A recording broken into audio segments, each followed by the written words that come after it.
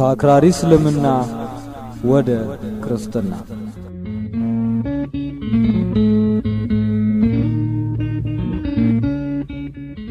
እውነተኛ ታሪክ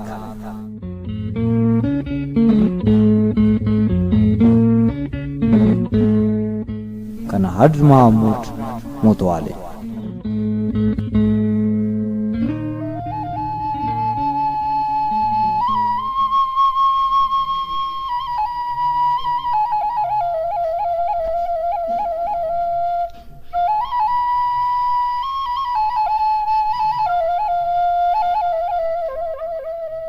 እንዴት ክርስቲያን ሆንኩ?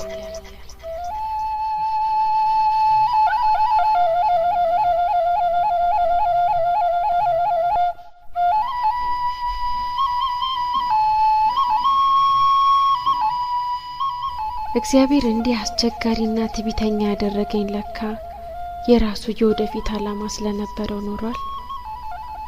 እርሱ ሁሉንም ነገር ለእርሱ ስል እንድተው ሊጠይቀኝ በዝግጅት ላይ ነበር።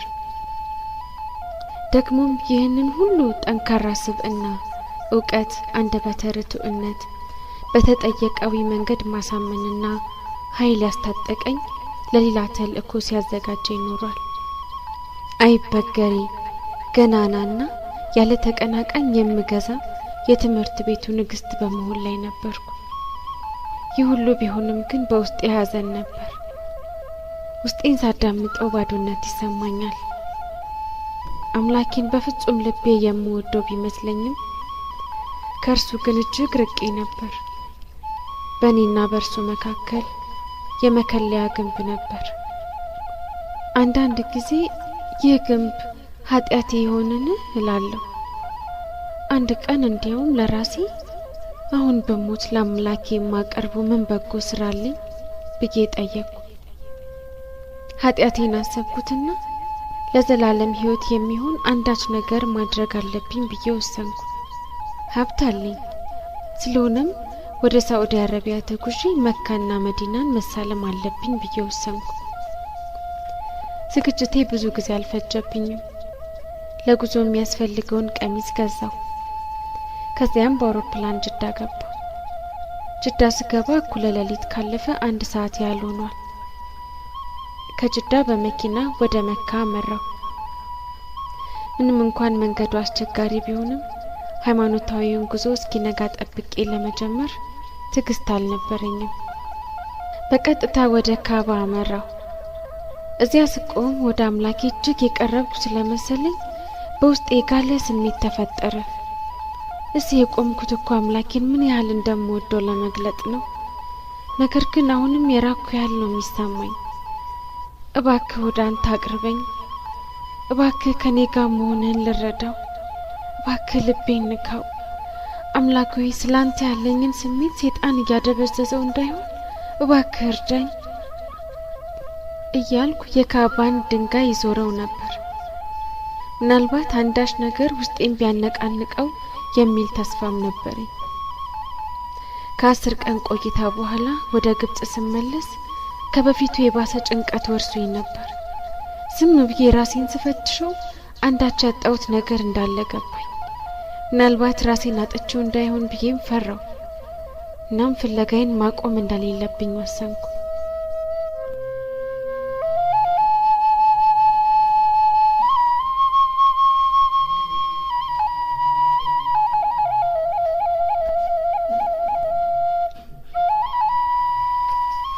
አምላክ እኛን ፈጥሮ በክፉ መንገድ እንድንጠፋ ትቶናል ብሎ ማሰብ ይቻላል እያልኩ ዘወትር ራሴን እጠይቅ ነበር። እንደገና ደግሞ አይሆንም፣ አንድ ያልገባኝ ነገር መኖር አለበት እላለሁ። እግዚአብሔር ጨካኝ ነው ብሎ ማሰብ የሚቻል አይመስለኝም። ይህን ማሰብ ምክንያታዊ አይሆንም። እግዚአብሔር ይህን ዓለም የፈጠረው ለደስታ እንጂ ለመከራ አይሆንም። በዚያ ያለውን ሁሉ እንድንገዛ ኃይል ሰጥቶናል። ይህ ማለት ደግሞ እኛን ይወደናል ማለት ነው እላለሁ ደግሞ መልሼ። እንዲህ እንደተምታታብኝ ጥቂት ጊዜያት አለፉ። ነገሮችን አጥርቼ ለማወቅ እጅግ ብተጋም ልፋቴ ሁሉ ከንቱ ነው የሆነው። በመጨረሻ ምስቲ መጀመሪያ አምላኬን ለማስደሰት ልሞክር፣ ከዚያም እሱ ራሱ ወደ ትክክለኛው መንገድ ይመራኛል ብዬ አሰብኩ። እየቆየ በውስጥ የሚሰማኝ ባዶነት ህሊናዬን ያሰቃየው ጀመር። ከአምላኬ መራቂ ውስጤን ይረብሻል። እናም በመጨረሻ አምላኬ ሰጠኝን ይዤ በመደሰት ይህን ነገር መርሳት አለብኝ ብዬ ደጋግሜ ወሰንኩ። ይሁን እንጂ የሚያስፈልገኝ ነገር ሁሉ እንዳለኝ እየተረዳው እንኳን ይህን የውስጤን ጥያቄ ማዳፈን አልቻልኩም።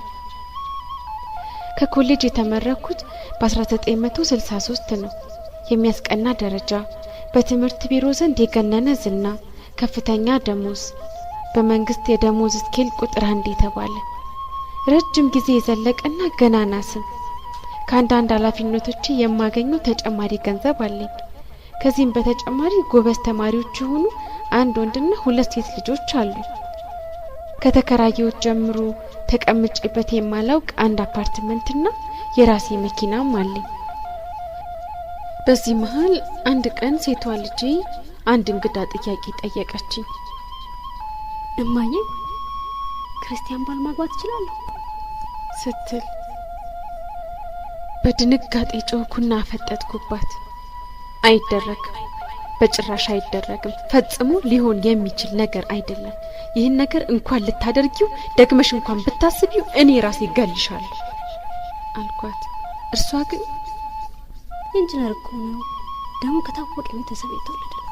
ቤተሰቦች ወደ አሜሪካ ሊጓዙ ስለሆነ እኔም አብሬ መሄድ እፈልጋለሁ። እዚያ እንጋባለን። ደግሞ ካንቺ በቀር ይሄንን የሚያውቅ ማንም የለም ስትል መለሰችልኝ። ፊቷ ላይ ያፈጠጥኩና እንደ ብራቅ እየጮህኩባት፣ አሞሻል፣ ሙስሊም እኮ ነሽ፣ እንዴት አድርገሽ ነው ክርስቲያን የምታገቢው? ኃጢአት እኮ ነው ብዬ ጮህኩባት። ከዚህም እኔን ሳታማክረኝ ጋብቻን በተመለከተ ምንም ማድረግ እንደሌለባት ቃል አስገባኋት። ፈጣሪ ለኔና ለልጄ አንድ ጸጋ ሰጥቶናል። በአስቸጋሪ ነገር ውስጥ ሆኜ አምላኬን ስለምነው መልሱን በህልም ይነግረኝ ነበር። ልጄም ልክ እንደኔው ናት። እናም ይህን ወጣት በተመለከተ ፈጣሪን በጸሎት እንድትጠይቅና በህልሟ ያየችውንም ሳትደብቅ እንድትነግረኝ መከርኳት። በነጋታው ጠዋት ልጄ በህልሟ ያየችውን ነገረችኝ። በመንጫ አጠገብ በተሰራ ሰፊ ጎዳና ላይ እየተጓዝኩ ነበር። በመንገዱ መጨረሻ መስቀለኛ መንገድ አገኘሁ። በየትኛው መንገድ መቀጠል እንዳለብኝ ግራ ገብቶኝ ስቆም 3 ሂጃብ የተሸፈኑ ልጃገረዶች መጡና ከኛ ጋር እንሄዳሉ። ነገር ግን ከነርሱ ጋር ለመሄድ ልቤ አልፈቀደም። ከዚያም መስቀሎች የሞሉበት አረንጓዴ ቀሚስ የለበሰች ልጃገረድ አየሁ። እርሷም እጄን ያዘችኝ። እኔም በልቤ ደስ ብሎኝ ተከትያት ሄድኩ። አለችኝ። የዚህን ህልም ትርጉም ልረዳው አልቻልኩም ነበር። እርሷንም የወጣት ልብሽን ስላማለለው ባልተጨበጠ ነገር እየቃዠሽ ይመስለኛል። ልታገቢ በጣም ሳትፈልጊ አልቀረሽም። ይህን ሀሳብሽን ቸልምሎ እንዳይመስልሽ። በይ ይህን ነገር ደግመሽ እንዳታነሽብኝ ስል ተቆጣኋት። እርሷም ያልኳትን እንደምታደርግ ቃል ገባችልኝና ነገሩ በዚህ ተዘጋ።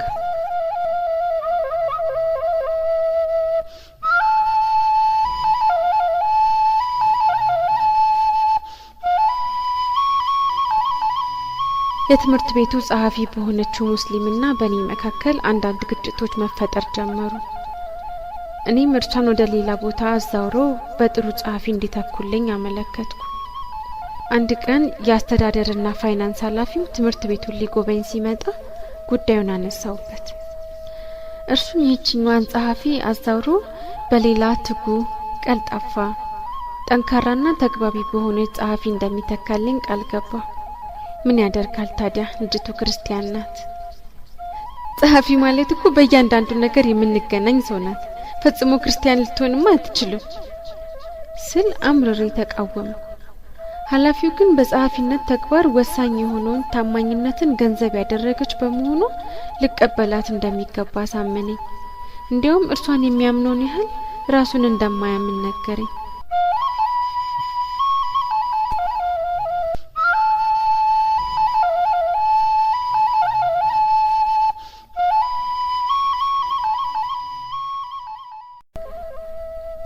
አዲሷ ጸሐፊያችን ሳሚያ ትባላለች። ለዳይሬክተሯ ሪፖርት ለማድረግ ስትመጣ ምን እንደምትመስል ለማየት በዳይሬክተሯ ቢሮ ቁጭ ብዬ ጠበቅኳት። እኔን የምትመለከትበት መንገድ የተለየ ነው። ከሁሉም ሰዎች አስቀድማ በትህትና ሰላም አለችኝ። እኔም በለበጣ ፈገግታ ምላሹን ሰጠኋት። እርሷ ግን ሳትናደድም ሳትገረምም ፈገግ አለች። በአንገቷ ላይ ትልቅ የቆዳ መስቀል አጥልቃለች። እኔም ለትምህርት ቤቱ አዲስ በመሆኗ ማን እንደሆንኩና ምን እንደምፈልግ ገና አልገባትም ማለት ነው አልኩ። አንድ ሰው ወደፊት ሲነግራት ያለ ማንገራገር ለትዕዛዞቼ ሁሉ ተንበርካኪ ትሆናለች ብዬ አሰብኩ። በነጋታው ቢሮዬ ድረስ እንድትመጣ ነገርኳት። እርሷም ያለ ማወላወል አደረገችው። በትዕቢት መንፈስ አንገቴን ወደ ወንበሩ አዘንብዬ እንድትቀመጥ አመላከትኳት። እርሷም እሺ ብላ ተቀመጠች። የምታደርገውን ሁሉ በአትኩሮት ትከታተል ነበር። ቀድሞ ከማውቃቸው ሁሉ ለየት ያለች ናት። ጠንካራ ስብዕና፣ ድፍረት፣ የደስደስ ያለው ገጽታና በራስ የመተማመን ችሎታ ታድሏታል። ምንም አይነት ትችት ባዘንብባትም አትደናገጥም። የምፈልጋቸው አይነት ጠባያት ያሏት ሴት ትመስላለች። በህይወቴ ለመጀመሪያ ጊዜ ሀፍረት ተሰማኝ። ምንም እንኳን እኔ የ45 ዓመት ሴት እሷ ደግሞ በ30ዎቹ ውስጥ ያለች ወጣት ብትሆንም ውስጤ ግን ከሷ እጅግ ያነስኩ ያህል ይሰማው ነበር። የሥራ ግንኙነታችንን ሁኔታ መላልሼ ገመገምኩት። ሳሚያ ስራዬን ቀላልና ቀና ለማድረግ ዘወትር ትጥራለች። ከኔ በላይ የኔን የሥራ ጫና ትሸከማለች። የምትወደኝ መሆኗን እንድገነዘብ ለማድረግ ሁልጊዜም ጥረት ታደርጋለች። እኔ ግን ይህን ሁሉ ክብካቤና ጥንቃቄ ለኔ ለማድረግ ለምን እንደምትፈልግ እንቆቅልሽ ሆኖብኛል። ምናልባትም በትምህርት ቤቱ ያሉ ክርስቲያኖች ስለኔ ጠባይና ከኔ ምን መጠበቅ እንዳለባት አስቀድሞ ሳይነግሯት እንዳልቀሩ ገምቻለሁ። ሳሚያን ከመጥላት ይልቅ እንዲሁም በየጊዜው እየወደድኳት መጣሁ። ለየት ያለ የንግግር ችሎታ፣ ለስላሳ ድምፅ፣ ትህትናና ጥበብ በእርሷ ዘንድ አሉ። የተረጋጋና ሰላማዊ የሆነ ድባብን በዓይኗ ላይ ረቧል። እኔ ግን ስለ እነዚህ ነገሮች አንስቼ አስተያየት ሰጥቻት አላውቅም። ምንም እንኳን የትምህርት ቤቱ ንግስት እኔ መሆኔን ባውቅ፣ እሷ ግን በሁለመናዋ ከኔ ላቅ ብላ ትታይ ነበር። እኔም እያደር ሳሚያን ይበልጥ እየወደድኳት መጣሁ። በመካከላችን መራራቅ ቀርቶ ወዳጅነት እየጠነከረ መጣ። ከውስጧ አንዳች ልዩ የሚስብ የሚማርክና የሚቆጣጠር ነገር አላት። እኔም ይህን ተሰጥኦዋን ለመመርመር ወደድኩ። ለዚህ እንዲያመቸኝም የሆነ ምክንያት እየፈጠርኩ እሷን ወደ ቢሮዬ እጠራት ነበር።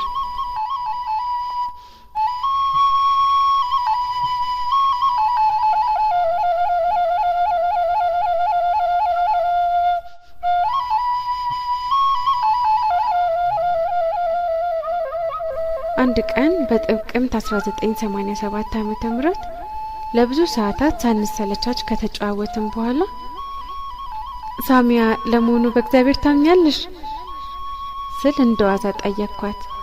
እርሷም አዎ ከእግዚአብሔር በቀር ሌላ አምላክ የለም ስትል መለሰችልኝ። ጆሮዬን ማመን ያቃተኝ። እጅግ በጣም ተገርሜ ክርስቲያኖች በአንድ አምላክ ብቻ ነው እንዲህ የሚያምኑት ስል ጠየቅኳት። እርሷን መለስ አድርጋ አዎ በአንድ አምላክ ነው የምናመልከው ስትል መለሰችልኝ። እኔ እንደሚገባኝ ግን ክርስቶስና ድንግል ማርያም የሚባሉ ተጨማሪ አማልክት አሏችሁ አልኳት። እሷም ተመቻቸችና ያማ በብዙ አማልክት ማምለክ ነው። እኛ እኮ በብዙ አማልክት አናመልክም፣ የምናመልከው በአንድ አምላክ ነው።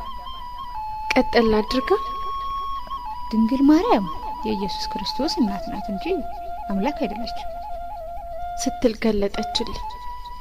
አንድ ትልቅ ፒራሚድ አናቴ ላይ የተናደ ነበር የመሰለኝ።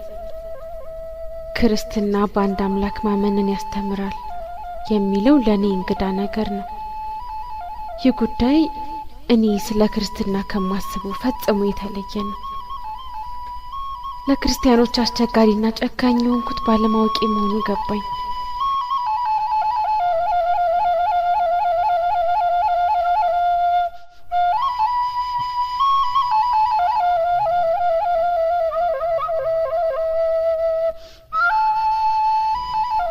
ምንም እንኳን በውስጤ ጸጸትና ሀፍረት ቢሰማኝም ከእርሷ ግን ብዙ ነገር ለመስማት ጓጓሁ።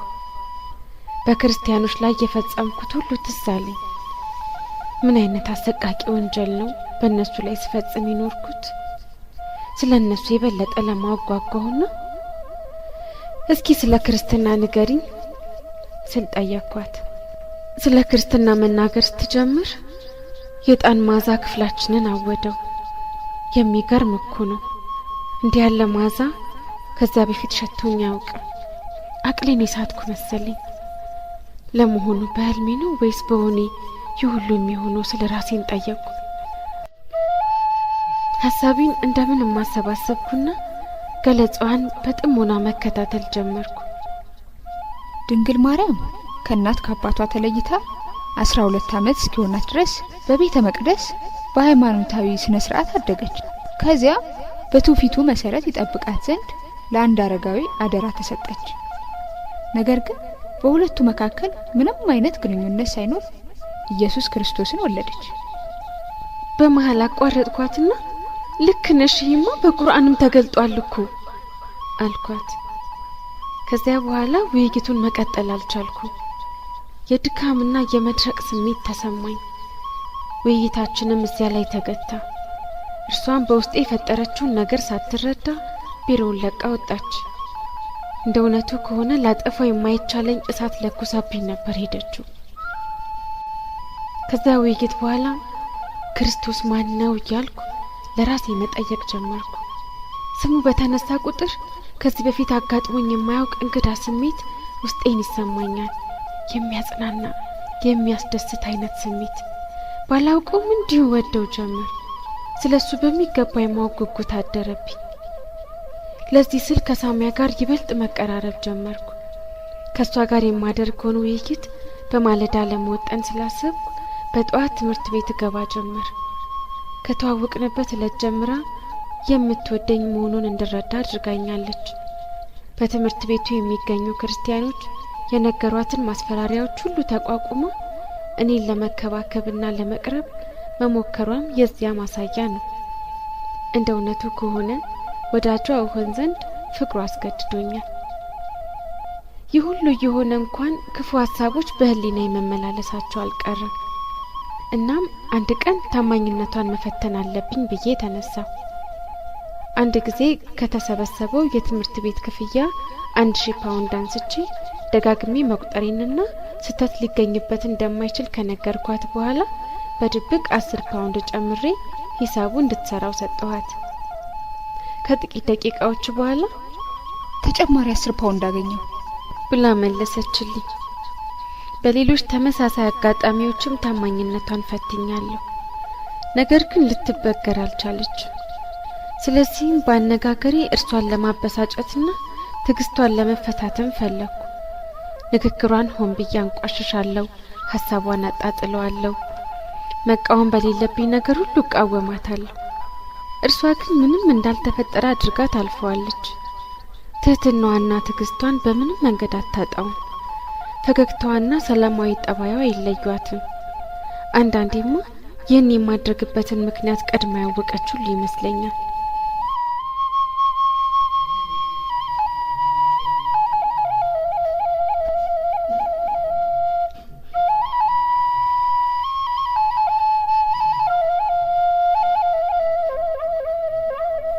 እንዲህ እያሉ ብዙ ቀናት አለፉ። ስለ ክርስቶስ የማሰቡ ነገር ግን ፈጽሞ ሊተወኝ አልቻለም። ሳሚያን ስለ ክርስቶስና ስለ ትምህርቱ በየጊዜው ጠይቃታለሁ። የሚገርመው ነገር እርሷ ስለ ክርስቶስ መናገር ስትጀምር የሚያስደስት የዕጣን መዓዛ ክፍላችንን ያውደው ነበር። ታዲያ ስለ ክርስቶስ በምናደርገው ውይይትና በዕጣኑ መዓዛ መካከል ያለው መስተጋብር የማወቅ ጉጉቴን ይበልጥ አቀጣጠለው። ይህ ሁኔታ ሲደጋገምብኝም ጊዜ ምናልባት የኔን የማወቅ ጉጉት ለመጨመር በማሰብ ሳሚያ አንዳች የሚሸት ነገር ደብቃ እያመጣች ውይይት ስንጀምር እየረጨችው ይሆን እንዴ ብዬ ማሰብ ጀመርኩ። ይህን ለማጣራት ደግሞ በምትናገርበት ጊዜ የምታደርገውን ሁሉ በንቃት መከታተል ጀመርኩ። ነገር ግን ምንም ነገር ማግኘት አልቻልኩም። ቀጥዬም ምናልባት በክፍሉና በውይይታችን መካከል አንዳች ግንኙነት ካለ ብዬ በመገመት ቦታውን ለመለወጥ ወሰንኩ። ከዚያ ቀን ጀምሮ አንዳንድ ቀን ወደ ፎቁ፣ ሌላ ጊዜ ደግሞ ወደ አትክልቱ ስፍራ ሄደን እንወያያለን። በጣም የሚገርመው ግን የጣኑ መዓዛ በምንሄድበት ቦታ ሁሉ ይከተለን ነበር። በመጨረሻም የሳሚያን ትምህርት ትክክለኛነት ለማረጋገጥ እግዚአብሔር የሚሰራው ተአምር ነው ብዬ አመንኩ። ተምታታብኝ፣ ግራ ተጋባሁ እኮ። ለመሆኑ እውነቱ የት ነው ያለው?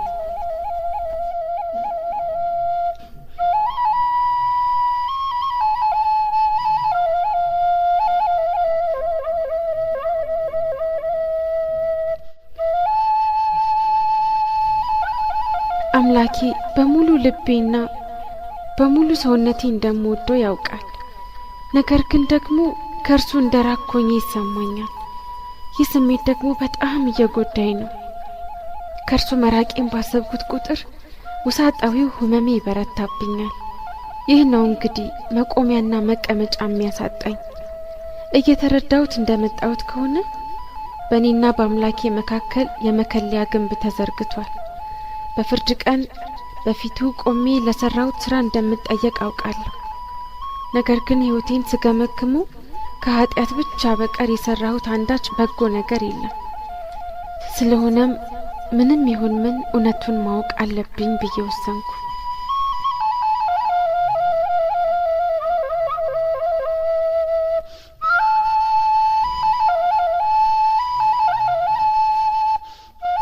በህዳር 15 ቀን 1987 ዓ.ም ሳሚያ ወደ ቢሮዬ አርፍዳ ነበር የመጣችው። ደስተኛና ፍልቅልቅ ሆና ነበር። እኔም ሁኔታዋ ስለገረመኝ እንዲህ በጣም ደስተኛ ይሆንሽ ምን አግኝተሽ ነው ስል ጠየቅኳት። እርሷም እየተፍለቀለቀች ዛሬ እኮ የገና ጾም የመጀመሪያ ቀን ነው አለች። እኔም ባሽሙር ደግሞ ክርስትና ጾምን ይቀበላል? ለመሆኑ በደንብ ትጾማላችሁ ወይስ እየበላችሁና እየጠጣችሁ ጾምን ትላላችሁ አልኳት። እርሷም እንደሱ አይደለም፣ እኛ ክርስቲያኖች በእርግጥ እንጾማለን። ለረጅም ሰዓታትም ከመብላትና ከመጠጣት እንቆጠባለን። ከዚህም በተጨማሪ በጾም ወቅት የተቀደሰ ህይወት እንኖራለን ስትል አብራራችልኝ። ከዚህ በኋላ በምትለው ነገር ላይ መቀለድ አልቻልኩም። ዝምታዋን በእርጋታ ሳስተውለው ቆየሁ። በመካከልም ካደረገችው መስቀል ጀርባ አንዳች የሚያንጸባርቅ ነገር ተመለከትኩና ምንድን ነው ስል ጠየቅኳት። የድንግል ማርያም ስዕል ነው ስትል መለሰችልኝ። ገረመኝና በዚያ ጊዜ ፎቶግራፍ የሚያነሱ ወይ ስዕል የሚስሉ ሰዎች ነበሩ እንዴ? ስዕሏ ከየት ተገኘ? ደግሞ ሳሊዎቹ የሷ ስዕል ለመሆኑ እንዴት እርግጠኞች ሆኑ? እነዚህ ክርስቲያኖች ሞኞች ናቸው ማለት ነው። አንድ ሳሊ በሀሳቡ የፈጠረውን ስዕል የድንግል ማርያም ስዕል ነው ብሎ አሳምኗቸዋል ማለት ነው። ደግሞ የሚገርመው ነገር እነሱ እውነት ነው ብሎ መቀበላቸው ነው። ይህን እያሰብኩ እያለ ከመስቀሉ ጀርባ ይታየኝ የነበረው ነጸብራቅ ጠፍቶ ደማቅ ብርሃን በቦታው ተተካ። አምድ የመሰለ ቅርጽ ሰርቶ የዕጣኑ ጢስ ወደ ላይ ሲወጣ አየሁት። ወዲያውም ቤቱ በመዓዛው ታወደ። በጢሱ ውስጥ አንዲት ሴት ቆማ ተመለከትኩ። ደርባባ ናት። ፊቷ ላይ አይቼው የማላውቀው ገጽታ ይነበባል። ወደ እኔ እያየች ፊት ለፊቴ ነበር የቆመችው። ሰማያዊ ቀሚስ ለብሳ እጆቿን ወደ እኔ ዘርግታለች። በልቤ ድንግል ማርያም ትሆን እንዴ ብዬ አሰብኩ። ኮማ ውስጥ የገባው መሰለኝ። የማየው ሁሉ በእውኔ ያልመስልሻለኝ። ደግሞ ልጠራጠረው በማልችል ሁኔታ አይቻታለሁ። ወዲያው ያቺ ሴት ከፊት ለፊቴ ተሰወረች። ወደ ልቦናዬ ስመለስ እኔና ሳሚያ በእንባ ተሞልተን ነበር። ከዚያ በኋላ የድንግል ማርያምን ስዕል በተመለከተ የተሞኘሁት እኔ መሆኔንና የነገረችኝ እውነት መሆኑን ተረዳሁ። ውስጤ ተረበሸ። ባዶ የሆንኩና ዙሪያዬም በገለባ የተሞላ መስሎ ታየ። አምላክ ሆይ ምን ማድረግ እንዳለብኝ ያውቅ ዘንድ እባክህ እርዳኝ።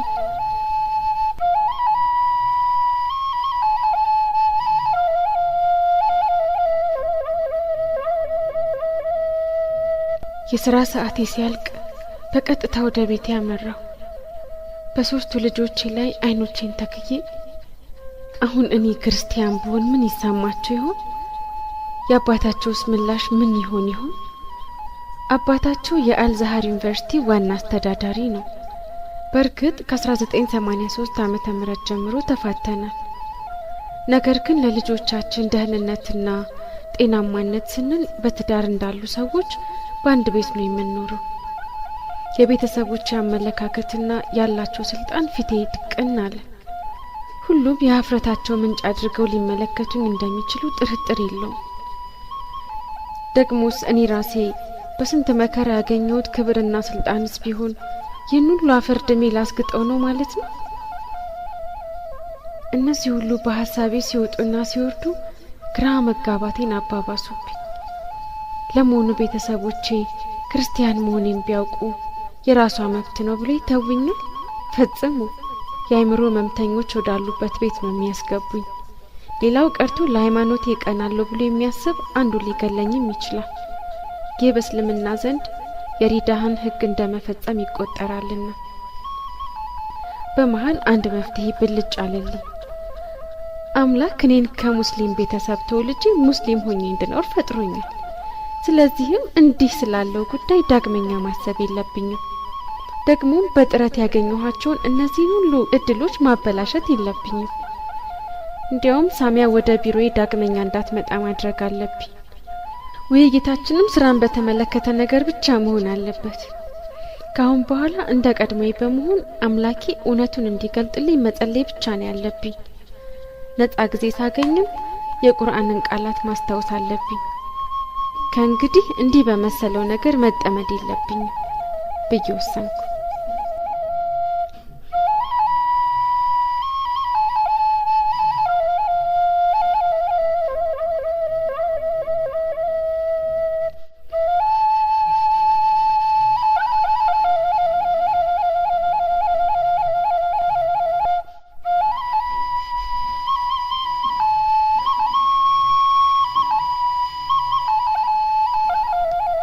በቀጣዩ ቀን ቁርአኔን ገለጥኩና ማገላበጥ ጀመርኩ።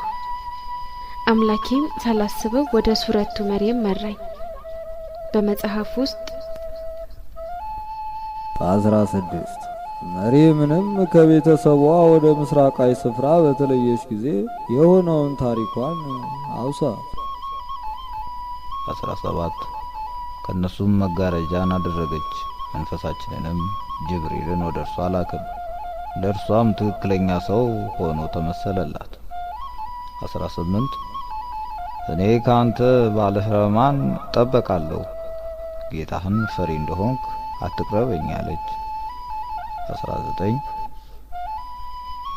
እኔ ንጹሕን ልጅ ላንቺ ልሰጥሽ የጌታሽ መልእክተኛ ነኝ አላት። 20 በጋብቻ ሰው ያልነካኝ ሆኜ አመንዝራም ሳልሆን እንዴት ልጅ ይኖረኛል አለች።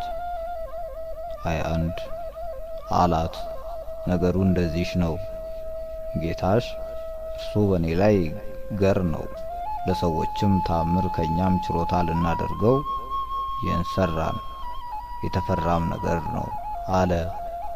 ነፋ አባቱን። 22 ወዲያውኑም አረገዘችው፣ በእርሱም በሆዷ ይዛው ወደ ሩቅ ስፍራ ገለል አለች። 23 ምጡም ወደ ዘንባባይቱ ግንድ አስጠጋት። ዋ ምኞቴ፣ ምነው ከዚህ በፊት በሞት ተረስቼም የቀረው በሆን አለች። 24 ከበታቿም እንዲህ ሲል ጠራት፣ አትዘኝ፣ ጌታሽ ከበታችሽ ትንሽ ወንዝ በርግጥ አድርጓል። 25 የዘንባባይቱንም ግንድ ወደ አንቺ ወዙዣት፣ በአንቺ ላይ የበሰለ የተምር እሸት ታረግፍልሻለችና። 26 ብም ጠጭም ተደሰችም። ከሰዎችም አንድን ብታይ እኔ ለአለ ረህማን ዝምታን ተስያለሁ፣ ዛሬም ሰውን በፍጹም አላነጋግርም በይ። 27 በርሱም የተሸከመችው ሆና ወደ ዘመዶቿ መጣች። መሪም ሆይ ከባድን ነገር በርግጥ ሰራሽ አሏት። 28 የሃሩን እህት ሆይ አባትሽ መጥፎ ሰው አልነበረም፣ እናትሽም አመንዝራ አልነበረችም አሏት። 29 ወደ እርሱም ጠቀሰች። በአንቀልባ ያለን ሕፃን እንዴት እናናግራለን አሉ። 30 ሕፃኑም አለ እኔ የአላህ ባሪያ ነኝ፣ መጽሐፍን ሰጥቶኛል፣ ነብይም አድርጎኛል። 31 በየትም ስፍራ ብሆን ብሩክ አድርጎኛል፣ በሕይወትም እስካለው ሶላትን በመስገድ ዘካንም በመስጠት አዞኛል። 32 ለእናቴም ታዛዥ አድርጎኛል፣ ትዕቢተኛ እምቢተኛም አላደረገኝም።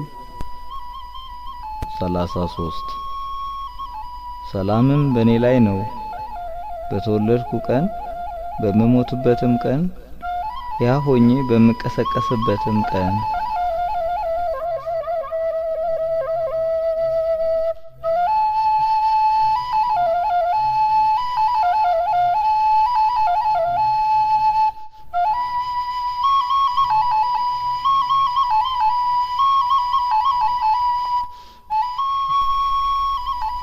ሁሉም ነገር ግራ የሚያጋባ ሆነብኝ። ለመሆኑ እውነቱ የት ላይ ነው ያለው? መረጋጋት አልተቻለኝም። የበፊቱን ውሳኔን ተውኩና እውነቱን ለመፈለግ እንደገና ተነሳው። በውስጥ የሚተራመሰውን ነገር እንዲሁ ንቄ ማለፍ አልቻልኩም።